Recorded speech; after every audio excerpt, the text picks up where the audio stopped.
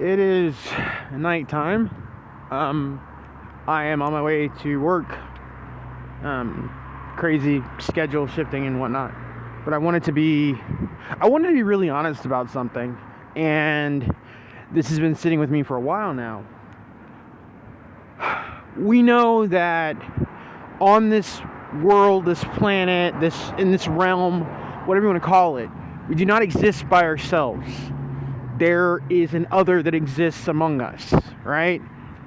And you can call this other whatever you want to call it. I'm tired of giving it names. I'm tired of attributing titles to it because it comprises of multiple facets, different heads on the same Hydra, okay? But it lives amongst us, and it operates through intimidation, subversion, but most importantly, it operates through hiding in plain sight, okay? These forces, this Hydra, let's call it that from now on, this Hydra cannot exist amongst us in its true form. It never could. It has to exist in these facets that, supposedly we're not supposed to be able to notice. We're not supposed to be able to see. We're not supposed to be able to perceive. But all that's changing. People are seeing, people are perceiving, people are understanding what we should have been understanding for a long time. Okay? We're not alone. We haven't been alone in a while. And those amongst us exist to keep us in a box. Okay?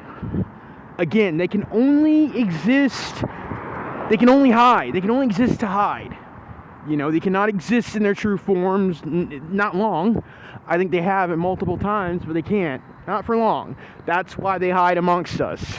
It's like the idea of like a thing, that predatory mindset. A lot of predators, like aside from the fact that they need to hunt, they need to, they need to corral their prey, but they also don't want to be discovered.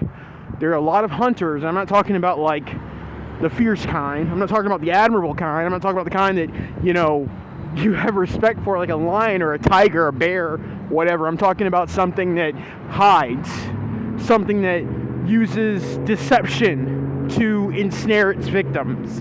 That's what we're dealing with. That's what we've always been dealing with. They cannot exist in plain sight. They cannot exist exposed for what they really are. They never could. They're weak. They're weak like that, right? There's that book, that short story that the movie They Live was based off of. It's called 8 o'clock in the morning. I uploaded the audiobook for it a while back. It was so funny because the channel, which I follow, In Times Productions, he recently uploaded a video of him reading that same short story. So it's very funny that that's starting to funnel its way into the consciousness like it has been, right? So, in that story, you had these beings that existed among us. I can't remember what he called them.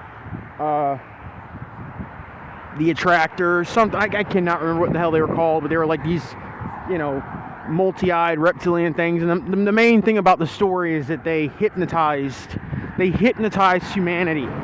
They hypnotized humanity into subservience, into a state of being docile, right? And it wasn't until one man woke up, started to understand who they were, why they existed, and the nature of their existence, right? That the tide began to turn. And it's so funny because, and again, go back through my videos. It's called 8 o'clock in the morning. The audio version is in there. It's funny because once he started to wake up, he started to see them get afraid. Because again, they don't like to be discovered. They can't be discovered. That's the big no. That's the big thing. That's a big no-no. They cannot be discovered, right? And so there's something that really sat with me. I've been listening to it a lot. There's a lot of things going on. This system is crumbling around us. It's dismantling itself because their world is not it's not conducive. Like, it's not, their world is not, it's not something that can last. You get what I'm saying? It's built on lies, corruption, deception. It can't last. It's like, I've used this metaphor a lot, but it's like the house that's painted all beautiful, but they're just painting on top of rot and termite damage and more rot and more termite damage and more rot and more rot and more rot and more rot and more termite damage, until really all you need is a really good wind gust to blow that house down. And a really good wind gust will eventually happen. It's closer than you think. And it's all going to get blown down. And the problem is, as that happens, you're going to have people, because there are people out there that are going through hell because they can see, because they can perceive things, because they have the ability to see through the bullshit, and they feel like, oh my God, my life is kind of topsy-turvy. It's topsy-turvy because they know how important and powerful you are. That's why your life's topsy-turvy. You don't understand how far ahead you are of everybody else. You have no idea how far ahead you are, how far ahead of the game you are. Okay? Because you can see these things, because you know these things. You're already hip to most of it. So when that house falls over, when that house of cards topples, you'll be like, yeah, well, I've kind of already been living in this world for a while now, so what's next? Let's go to the next step. That's you. So don't ever get down on yourself, because again, you're miles ahead of competition. But at the end of that story, it just basically says, the guy basically hijacks their signal, and he basically broadcasts to humanity, in their voice, see us for what we really are. And at the end of the story, it's like, and then the war began. And I just kept thinking, I think, one of the things about this world, about us, about all this, about this trauma, this shit we've been living in for so long. One of the things about trauma is you have to expose your trauma, but you also have to deal with it, right? You have to deal with it. We got to deal with this shit, man. No matter how this thing unfolds next, we're going to have to deal with this. And I really feel like part of the process that's going to continue, that's going to unfold, is that they have to be exposed. And not just by our standards. I'm talking about by like massive, huge standards, by like worldly standards. They have to be exposed. That's part of the next step. You know what I'm saying? It's like, where we go after that point, I'm not sure. Like, there's a lot of stuff that's going to happen. There's a lot of bad stuff on its way. There's a lot of good stuff on its way. The playing board needs to be white before we can start a new game. Get what I'm saying? The playing board needs to be white before we start a new game. You can't just reset the game in the middle of an old game. We gotta end this shit. We gotta end this shit. And again, this isn't some call to like violence or, no. This is about seeing things for what it really is, for what they really are.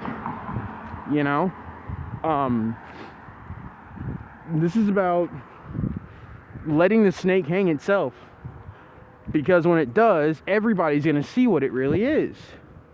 People are starting to get an idea of what all these things are. They're starting to see these things for what they really are. These things are starting to unfold in a very specific way, So, that's all I'm saying. It's something that needs to happen. It's something that needs to, I just think that it's something that needs to be part of the process. And it's something that I've been feeling a lot lately. This thing can't end until they all get exposed for what they are. Until this whole mockery gets exposed for what it is. Then it can all crumble. Then it can all fall. I don't know. That's just been sitting on my chest for a while now.